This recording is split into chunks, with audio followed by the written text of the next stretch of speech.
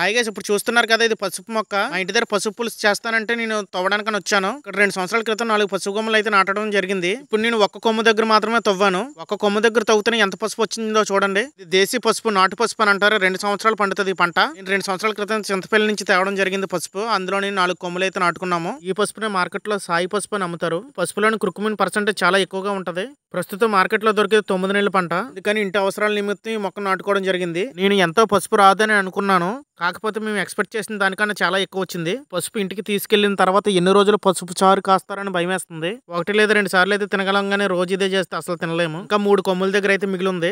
నేను ఈ పసుపు తీస్తూ ఉంటే ఈ స్మెల్ తగిలిన ముక్కు హాయిగా ఉంది. ఇంత పసుపు ఇంటికి తీసుకెళ్లే సరే ఏం చేసుకోవాలో తెలియదు. 2-3 కలిపి పంచుకుంటాం ఈ పసుపుని.